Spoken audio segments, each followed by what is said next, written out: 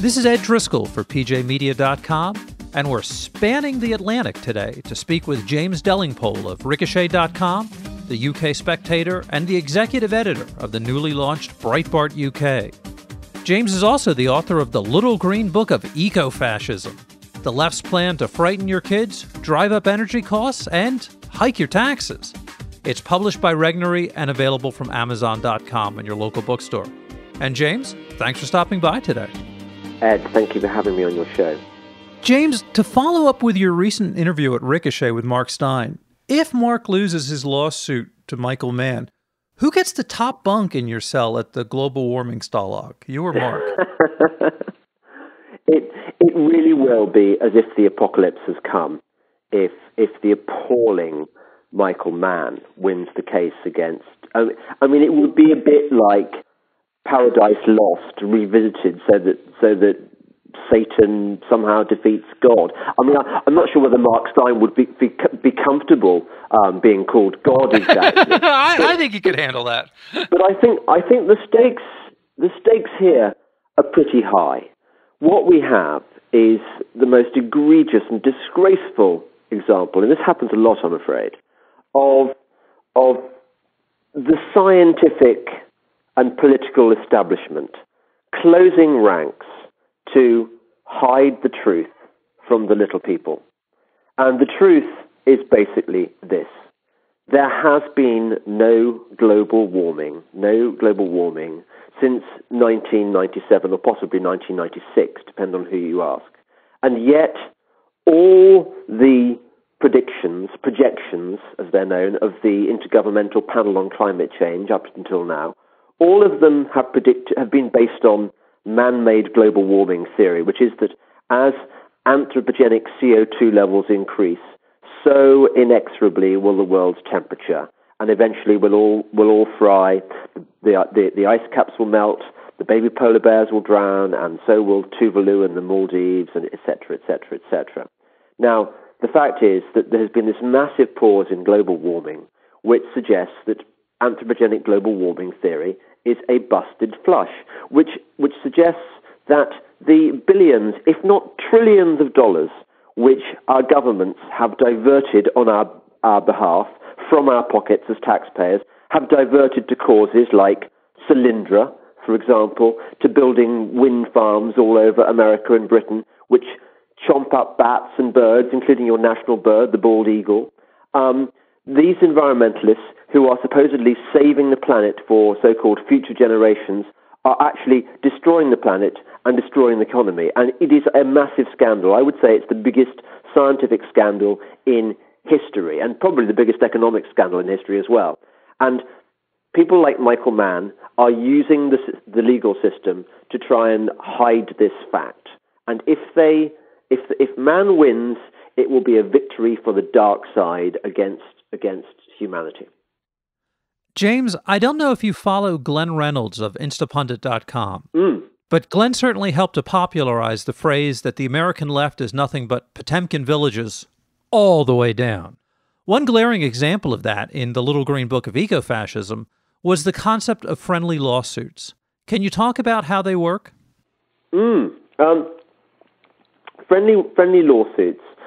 There's this sort of cozy relationship between the Environmental Protection Agency, for example, and all the environmentalist NGOs like Greenpeace, WWF, you name them. They're all part of the same problem.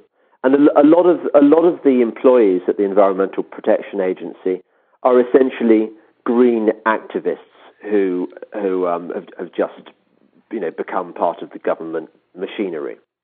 And so what they do is they play Mr. Nasty and Mr. Nice in when they're trying to, for example, close down the coal industry, which is one of their favorite hobbies. What they'll do is, say, Greenpeace will threaten to sue the EPA. I think I've got this right, haven't I? Greenpeace or someone will threaten to sue the EPA for not discharging its duties, its environmental duties towards such and such an industry. And the EPA, which of course is secretly expecting this legal threat, will then say, "Oh, we must take action. We can't help doing this because we've been threatened with this legal action. Therefore, you must do this." So they work in tandem. There's another term you use in the Little Green Book of Eco-Fascism called the Drawbridge Effect, which helps to explain why so many of the wealthy support radical environmentalism. I was going to say, in spite of how it impacts the poor with higher prices, but the Drawbridge Effect helps to explain why the elite view this as a feature, not a bug. I think that I'm not a scientist, and actually, given what I've seen of scientists in my experiences following the global warming scam, I'm glad I'm not a scientist, because a lot of these guys are basically shysters and crooks. They're not some kind of white-coated elite with a special hotline to the truth. In fact, they're just ordinary guys and girls trying to earn a living like the rest of us, but slightly more dodgily than the rest of us in one or two egregious cases. But one of my missions has been not to find out all the obscure scientific detail, which I leave to the scientists. I don't think it's my job. But what does interest me as a kind of an analyst of the culture is asking the question, okay, so if there is this massive environmentalist scam going on in the world right now, and there is, let me tell you, if there is a massive environmentalist scam, why do so many people fall for it? Why is the government involved? Why are the learned scientific institutions involved? Why are the school teachers involved? Why does Hollywood believe all this stuff? Why do people like Robert Redford and Turner believe all this stuff? Why does Goldman Sachs get involved in this stuff?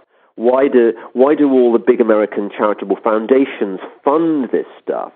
And there are lots of explanations for this, but basically it comes down to money, and it basically comes down to how you view the world. I think the world divides.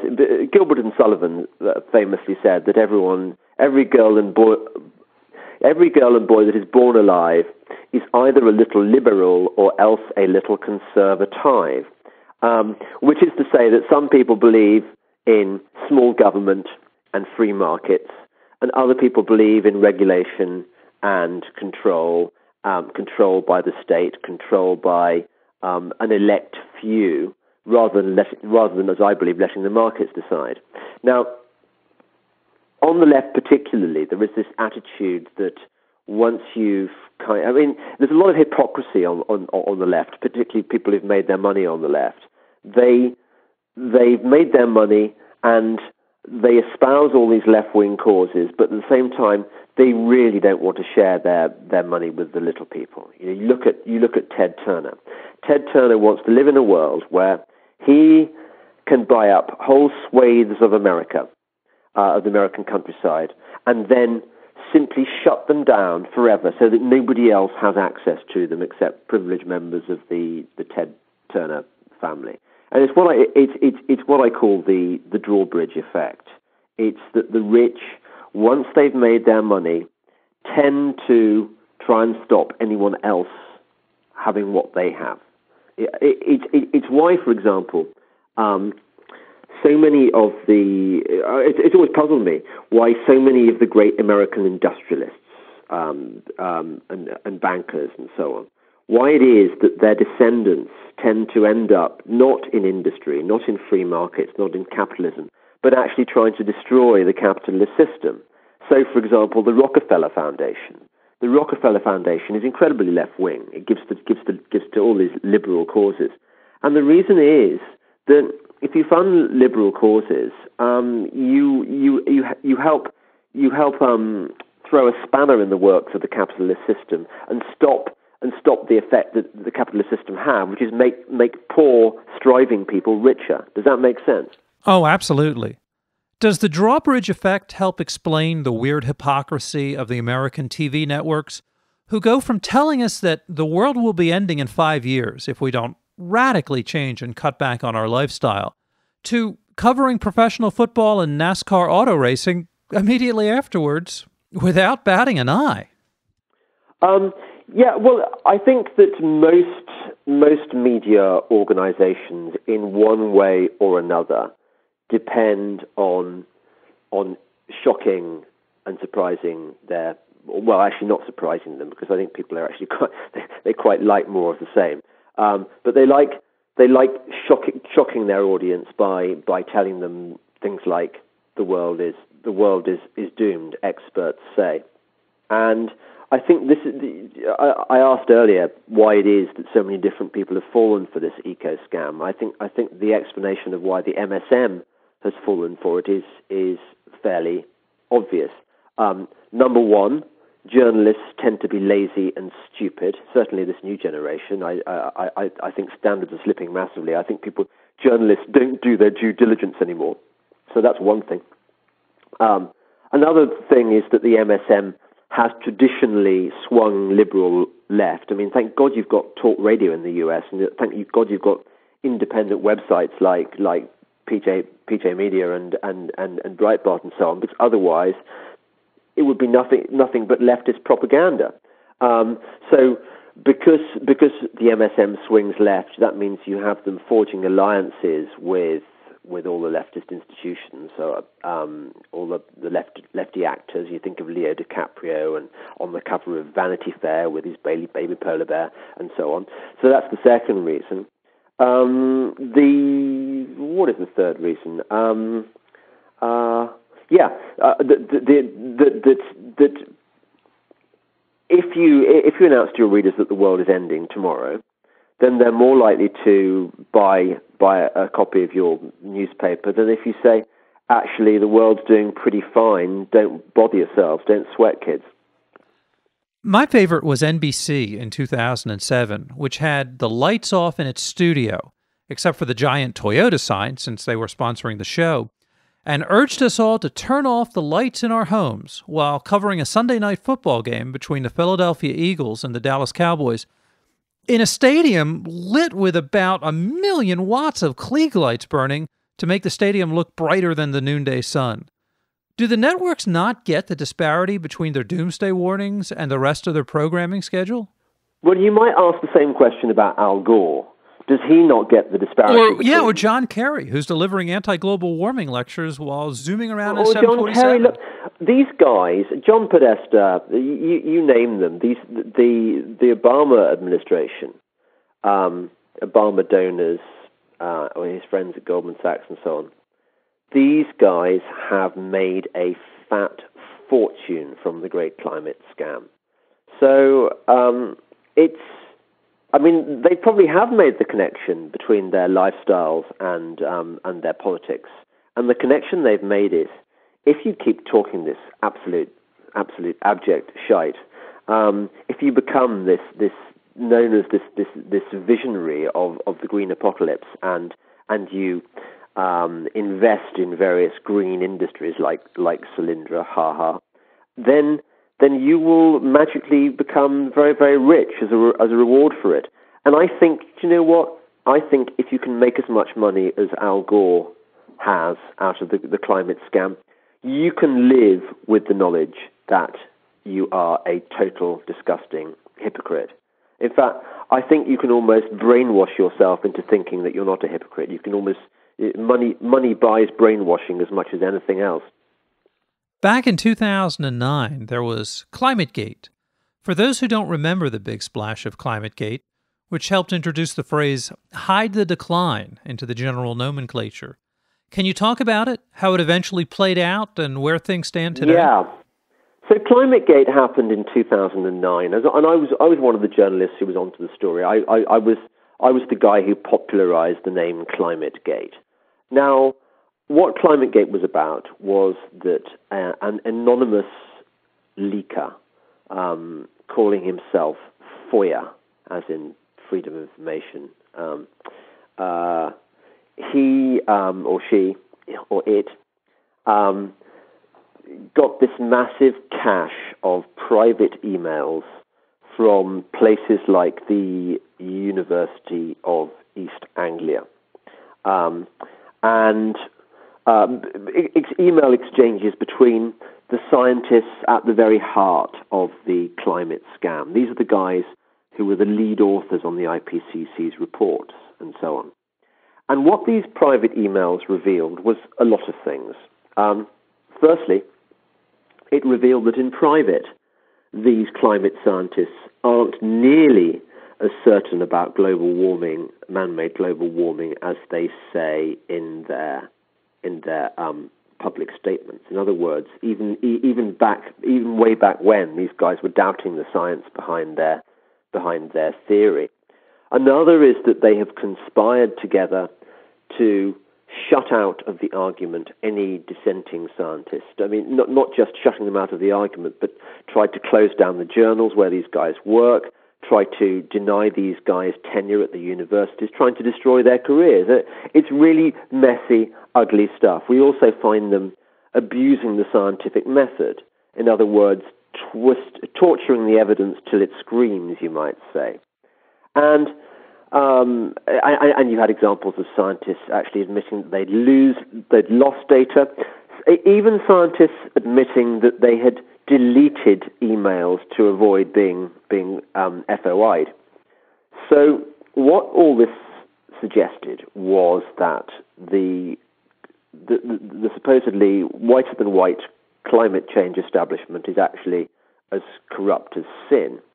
Now, like a lot of people who've been following this story, I imagined that this would be the end of the climate scam.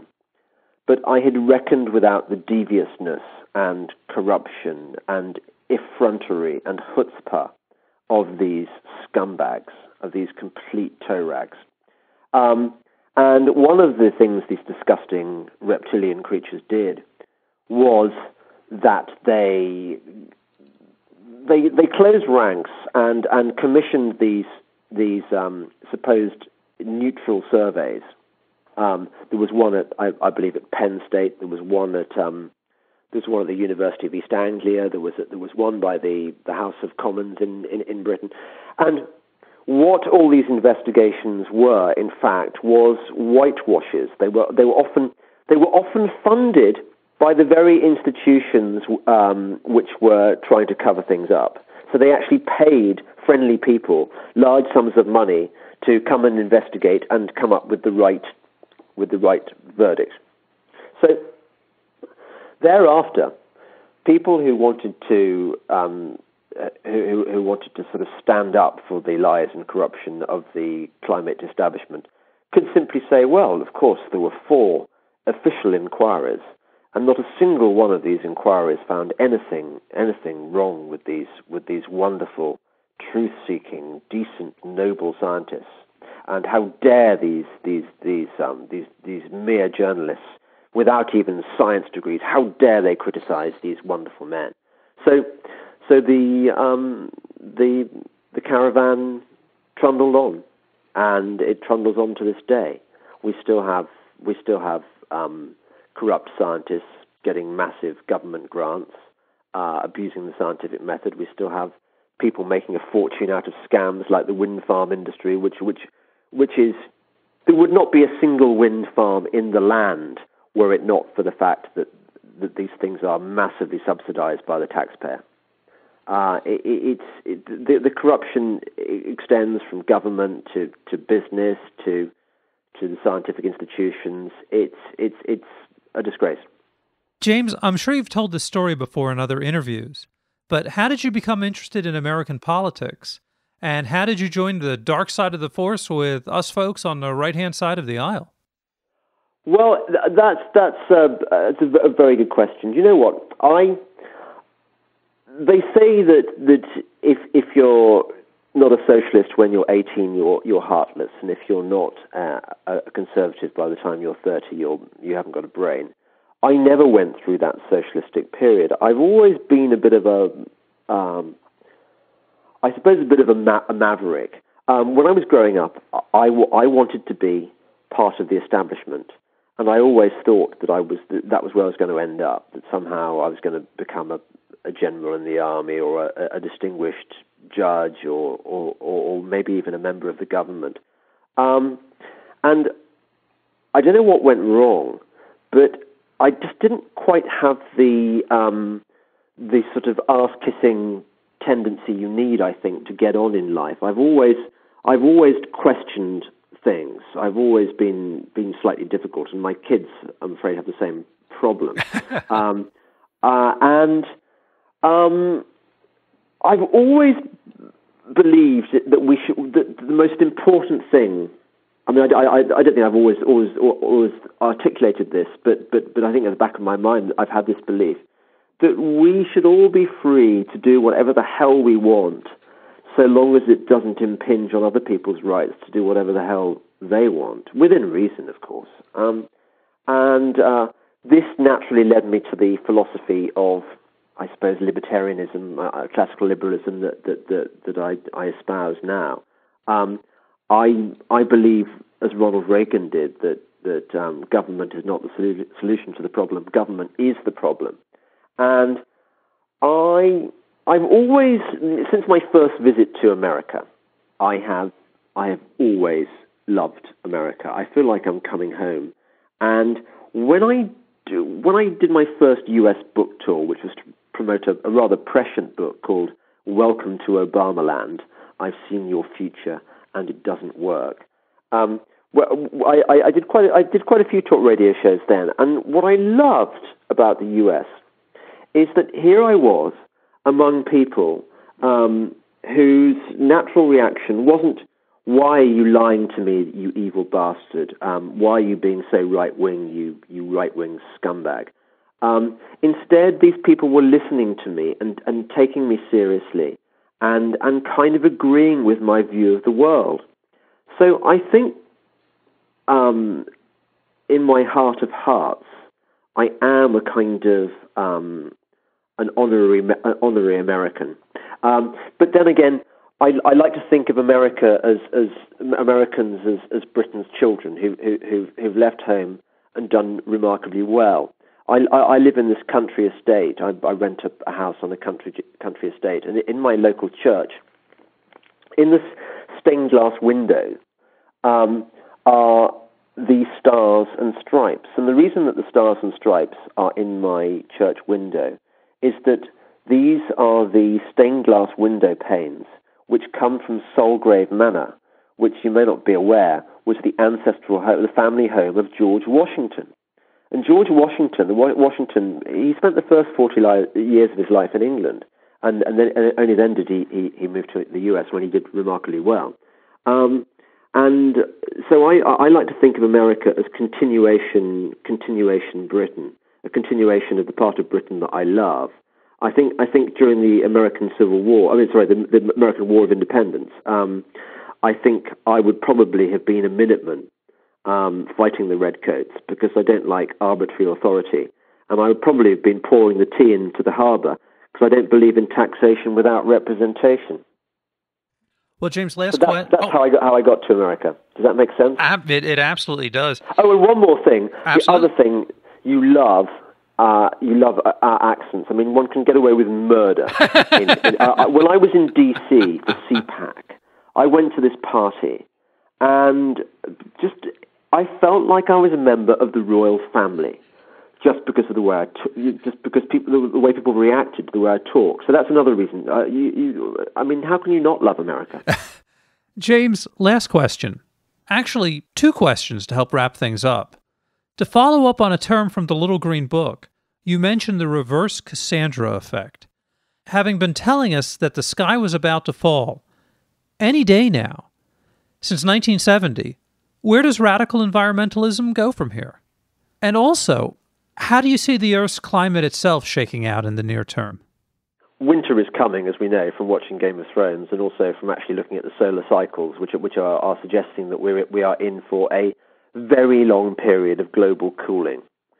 When it becomes obvious beyond all reasonable or unreasonable doubt that the planet is cooling and global warming theory is a busted flush, all that will happen is that the Greenies will move on to other things. They will start talking about sustainability. Well, they already do. They will talk about species loss. They will talk about ocean acidification.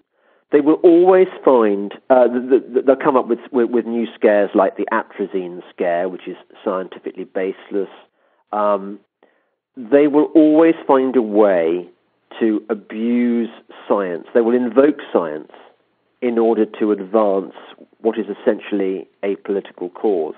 And whatever area of environmentalism I've dealt with, it has always come down to the same things. They ally themselves with superficially plausible scientists producing superficially plausible science, which tells us in one way or another the Earth is doomed and it's all man's fault, and unless we act now, then this will happen. So we must act now. We must spend more money on research. We must spend more money on. We must, use less fossil fuel, etc., etc., etc.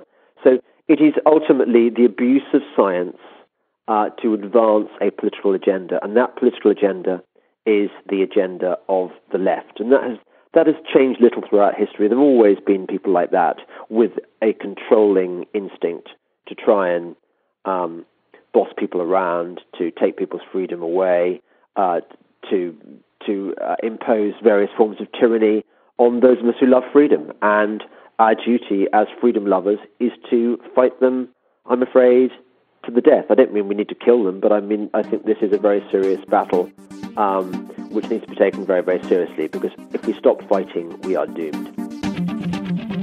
This is Ed Driscoll, and we've been speaking with James Delingpole, the author of The Little Green Book of Eco-Fascism, the left's plan to frighten your kids, drive up energy costs, and hike your taxes.